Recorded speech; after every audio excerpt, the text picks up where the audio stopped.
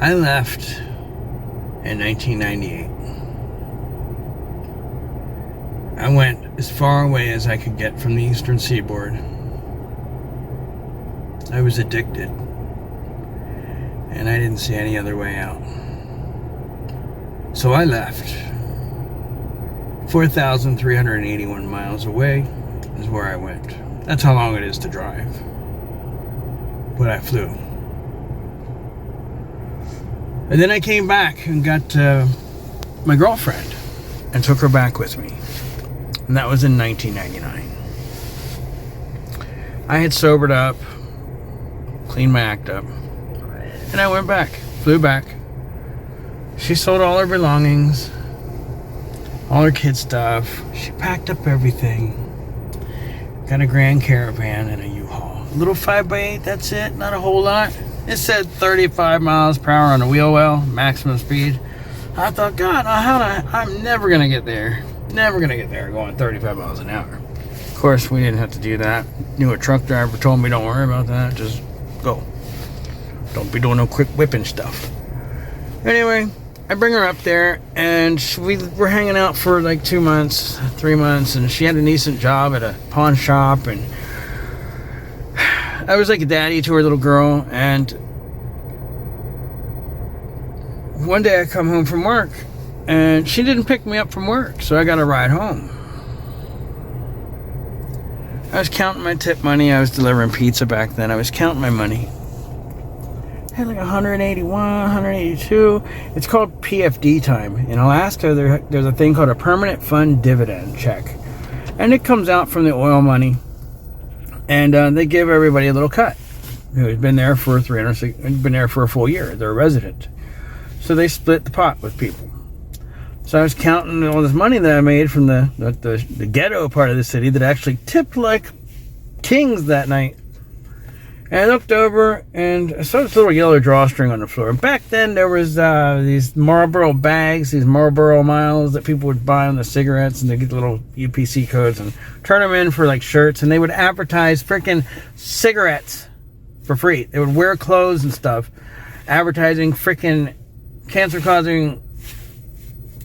Yeah, anyway, we buy that to yeah, whatever. Don't get me started on that. I gotta calm down on that one. That's pissing me off. That pisses me off.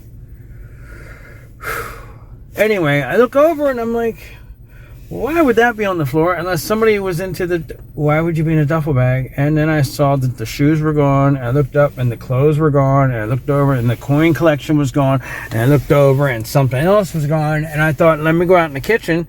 I bet the freaking TV's gone. And she done hawked everything at the pawn shop she works at to get the hell out of here. And sure enough, I go out to the kitchen and there's a Dear Jeremy letter out there.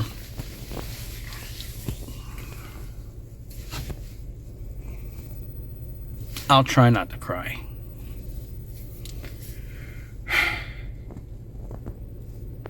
So this is a true story that I'm telling you. And I've recently realized that maybe that abandonment that I felt was what kicked me in the balls. And I never quite dealt with that shadow. And I started to drink. And that's where I screwed up. It took me back out into the world where I could meet a bunch of drug addicts and other party people in the bar scene. You know what I mean? It put me right out in the dead middle of all of that to make connections with people again.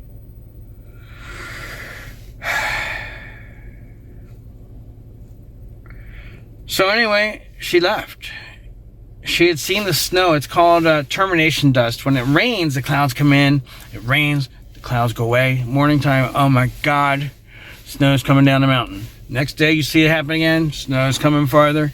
She freaked out and said, okay, it's called termination dust. It's almost here. She left. She had a blizzard and bad weather in Canada.